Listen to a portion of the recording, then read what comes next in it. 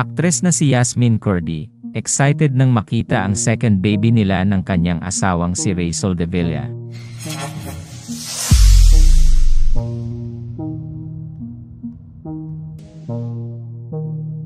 Kamakailan ay nagpost ang aktres sa Instagram kung saan ipinakita niya ang kanyang recent ultrasound. Makikita sa post na yon ang paggalaw ng anak niya sa loob ng kanyang tiyan. Sa caption ng kanyang post, sinabi niyang excited na siya na makita ang pangalawang anak nila ng kanyang asawa, at nangako rin siya sa kanyang baby dragon na poprotektahan niya ito. Sa ulat ng pep.ph, sinabi ni Yasmin na hindi pa rin daw niya alam kung lalaki ba o babae ang kanyang ipinagbubuntis, pero alamin niya na ang gender ng second baby niya sa April dahil mamimili na raw siya ng damit para sa anak nito. Ayon sa kanya, tansya niya ay manganganak na siya between April 14 at May 2. Dagdag pa niya, may napagkasunduan na raw sila ng kanyang asawa kung ano ang ibibigay nilang pangalan sa kanilang pangalawang anak.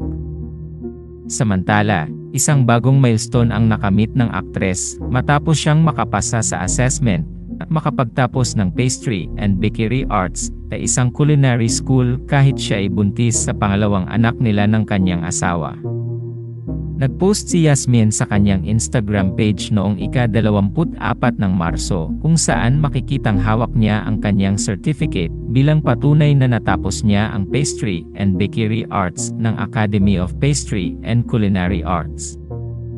Sa kanyang post, sinabi ni Yasmin na hindi siya makapaniwala na nakaya niya iyon dahil akala niya ay hindi niya kaya iyon dahil sa pagbubuntis niya.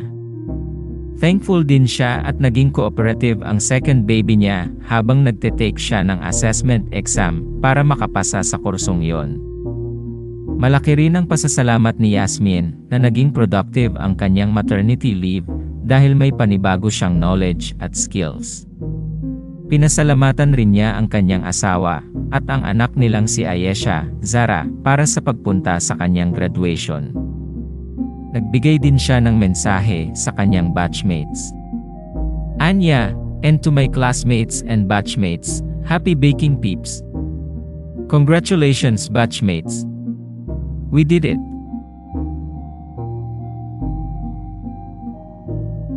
Salamat sa panonood ng video na ito.